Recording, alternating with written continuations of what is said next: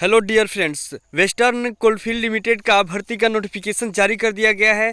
दोस्तों इसमें हम लोग सिलेक्शन प्रोसेस के बारे में, एज के बारे में, उसके बाद से क्वालिफिकेशन क्या रहने वाला है, हर चीज़ों के बारे में अच्छे से जानकारी लेने वाला है। सबसे पहले मैं यहाँ पर जानकारी दे दूँ कि दोस्तों ये आप लोग का जो नोटिस आया है वो 19 जनवरी 2023 को आया है। ठीक है दोस्तों, अब देखिए यहाँ पर CIN नंबर दिया हुआ है और नागपुर से नोटिफिकेशन जारी किया गया है। दोस्तों इसमें मैं जानकारी दे देता हूँ कि ये आप लोग की परमानेंट ही भर्ती रहने वाली है। आप लोग मेल और फीमेल ऑल इंडिया से, सेंट्रल गवर्नमेंट की जॉब होती है तो ऑल इंडिया से आप फॉर्म को अप्लाई कर सकते हैं।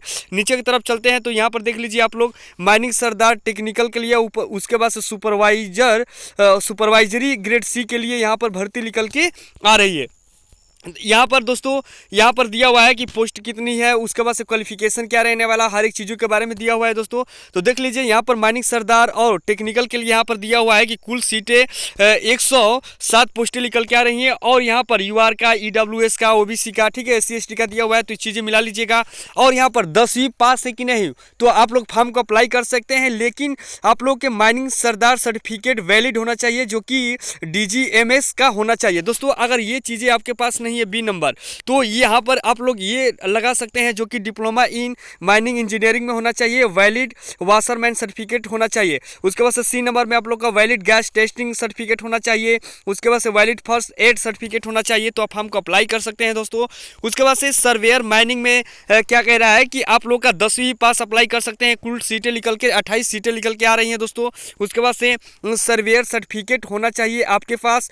उसके बाद से अगर ये दोनों नहीं रहते हैं तो आप लोग डिप्लोमा किए हैं तो फॉर्म को अप्लाई कर सकते हैं, लेकिन माइनिंग सर्वेयर सर्टिफिकेट आप लोग का होना चाहिए। ये चीज़ें यहाँ से निकल के आ रही है दोस्तों। अगर आप लोग SC ST OBC से आप लोग बिलोंग करते हैं, PWD से बिलोंग करते हैं कि नहीं, तो ये क्राइटेरिया सेंट्रल गवर्नमेंट के जो भी छूटें मिलती हैं वो चीज़ें सारी इसमें देखने को मिल रहा है, तो आप लोग इस चीज़ को मिला लीजिएगा। यहाँ पर दोस्तों ये कह रहा है कि आप लोग का पे स्केल क्या रहने वाला है, तो देख लीजिए आप लोग का वेतन ग्रेड C में कितना मिलता है। तो देख लीजिए बेसिक पे क्या रहने वाला है, तो 31,852.56 पर मंथ के हिसाब से मिलेगा, ये चीज़ें बोल रहा है। उसके बाद से सर्वेयर में आप लोग का 34,391 रुपया मिल रहा है। एज के बारे में यहाँ पर जानकारी मैं दे दूं कि 18 से 30 वर्ष के बीच में आते हैं तो फॉर्म को अप्लाई कर सकते हैं दोस्तों। लेकिन यहाँ पर नोटिफिकेशन का जो डेट आया है उसी डेट से आप लोग का एज काउंट किया जाएगा। उसके बाद से अगर सेंट्रल गवर्नमेंट से छूट चाहते हैं आप लोग SC ST OBC का, तो आप लोग को छूट देखने को मिल रहा है जो कि 3 ईयर्स OBC का, नॉन क्रिमिनल ईयर से। उसके बाद से SC ST का 5 ईयर, PWD है, उसके बाद से एक सर्विसमैन है कि नहीं, तो आपको भी छूटें देखने को मिल रही है। तो ये चीज़ें आप लोग मिला लीजिएगा दोस्तों। आप लोग का जो भी डेट ऑफ बर्थ है, हाई स्कूल के सर्टिफिकेट से ही ये चीज़ें काउंट की जाएंगी। यहाँ पर वो चीज़ें लिखा हुआ है। सिलेक्शन बारे में बोल रहा है ये कि आप लोग का ऑफलाइन एग्जाम होगा दोस्तों। यहाँ पर मैं बता दूं कि आप लोग का ऑफलाइन एग्जाम रहने वाला है। 100 क्वेश्चन बनेंगे आप लोगों को 100 मार्क्स के साथ। उसके बाद से यहाँ पर बता रहा है कि आप लोग का किसी भी प्रकार का निगेटिव मार्किंग देखने को नहीं मिल रहा है, और पेपर आप लोग का हिंदी और इंग्लिश दोनों मूड में रहने वाला है। ठीक है दोस्तों, अब चलिए नीचे की तरफ। यहाँ पर दे रहा है कि आप लोग का पहला पोस्ट और दूसरा पोस्ट में दे रहा है कि 100 क्वेश्चन रहेंगे, 100 मार्क्स के रहेंगे। और यहाँ पर क्वालिफाइंग नेचर क्या रहने वाला है, तो ये देख लीजिए UR EWS के लिए 50 मार्क्स रहना चाहिए। उसके बाद OBC के NCL में जो 45 मार्क्स होना चाहिए, SC ST को 40 मार्क्स। उसी तरह से नीचे आप लोग का सर्वेयर माइनिंग में जो कि टेक्निकल सुपरवाइजर ग्रेड B के लिए निकल के आ रहा है, तो वही सारी प्रक्रिया रहने वाली है जो कि 50 मार्क्स UR EWS के, और उसके बाद से OBC को 45 मार्क्स, SC ST को 40 मार्क्स मिल रहे हैं। अब चलिए नीचे की तरफ दोस्तों। यहाँ पर ये मैं जानकारी दे देता हूँ कि आप लोगों का जैसे ही आप लोग भर्ती में कम्प्लीटली एग्जाम दे देते हैं कि नहीं, तो आपके जो भी आप लोग ऑफलाइन पेपर देते हैं, 100 क्वेश्चन बनते हैं, तो उस क्वेश्चन के में जो भी मार्क्स लाते हैं, तो उसके 3 टाइम कैंडिडेटों को क्या होगा कि आप लोग कैटेगरी वाइज जो भी मान लीजिए कि EWS OBC कैटेगरी वाइज 3 गुना कैंडिडेटों को क्वालिफाई किया जाएगा। उसके बाद से आप लोग का डॉक्यूमेंट वेरिफिकेशन होगा, फिर से आप लोग की जॉब परमानेंट लग जानी है दोस्तों। और यहाँ पर नीचे की तरफ सारी जानकारी ले लेते हैं। ये मेरिट बेस्ड जो बोल रहा है, देखिए गवर्नमेंट का एक रूल होता है कि अगर एक ही उम्र के कैंडिडेट पाए जाते हैं कि नहीं, तो उनका अल्फाबेट किया जाता है, और उसमें जिसका एक नंबर एक ही मार्क्स मिल जाता है, तो जिसकी आयु ज़्यादा रहती है उसको ही जॉब मिलता है। यहाँ पर ये चीज़ें निकल के आ रही है। चलिए नीचे की तरफ बता देते हैं। यहाँ पर बोला है कि आप लोग का अप्लीकेशन फ़ी कितना रहने वाला है, तो देख लीजिए 1180, और उसके बाद से GST 180 रुपया, यानी कि कुल मिलाकर के टोटल 1180 रुपया लग रहा है। किसका, दोस्तों यूआर का, ओबीसी का, ठीक है, ईडब्ल्यूएस के लिए। उसके बाद से एससी एसटी, पीडब्ल्यूडी, एसएम और डिपार्टमेंट कैंडिडेट के लिए किसी प्रकार का फी नहीं लग रहा है। तो यहाँ पर आप लोग के लिए अपॉर्चुनिटी है दोस्तों, जहाँ पर ज़्यादा फीस लग रहा है वहाँ पर क्या करिए कि ये एससी एसटी, ठीक है, पीडब्ल्यूडी वाले कैंडिडेट क्या करिए कि अप्लाई करिए। जहाँ पर ज़्यादा फीस लगती है वहाँ पर बहुत कम ही कैंडिडेट फॉर्म को अप्लाई करते हैं, वहाँ पर ये देखने को मिल जाता है दोस्तों, ठीक है।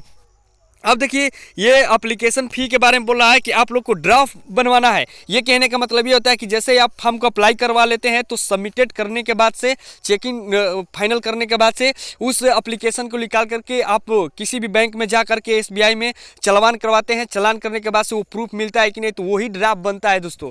वो ड्राफ्ट बनने के बाद से आप लोग को क्या करना है कि आपके जो भी डॉक्यूमेंट लगे हैं, हाई स्कूल के, इंटर के, उसके बाद से डिप्लोमा वाला अगर लगाए हैं तो वो वाला, उसके बाद से आप लोग का सर्वेयर सर्टिफिकेट जो है वो वाला, उसके बाद से एससी एसटी का सर्टिफिकेट, ये सारी डॉक्यूमेंट पर सेल्फ अटेस्टेड करके आप लोग को स्पीड पोस्ट भेजना है। नीचे की तरफ वो सारी चीज़ें दी हुई हैं, उसके बारे में हम लोग बता देते हैं दोस्तों। चलिए नीचे की तरफ और देखिए, यहाँ आप लोग को मैं बता दूं कि यहाँ पर नो ऑब्जेक्शन सर्टिफिकेट के बारे में बोला है कि गवर्नमेंट चीज़ों के किसी प्रकार का नो ऑब्जेक्शन सर्टिफिकेट नहीं मान रही है, नहीं मतलब यहाँ पर लेगी, ये चीज़ें बोला है जो कि आप लोग को भर्ती हर एक भर्ती में देखने को मिलता है। हाउ टू अप्लाई के बारे में वही सारी चीज़ें कह रहा है कि आप लोग को ये विजिट करना है। उसके बाद से आप लोग की ईमेल आईडी और एक फॉर्म नंबर लगता है जो कि वैलिड होना चाहिए। उस पर जाने के बाद से आपका वेरीफाई हो जाने के बाद से आपका एप्लीकेशन खुलता है।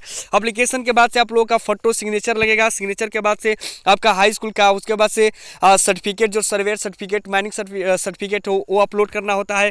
फिर से आप लोग क्या करेंगे कि आप लोग के ईडब्ल्यूएस हैं, ठीक है, उसके बाद से आप लोग जो कास्ट सर्टिफिकेट है वो अपलोड करना होगा। पीडब्ल्यूडी कैंडिडेट है तो वो अपलोड करना होगा। सारी चीज़ अपलोड करने के बाद से चेकआउट करना होगा। चेकआउट करने के बाद से फाइनल प्रिंट लेना होगा।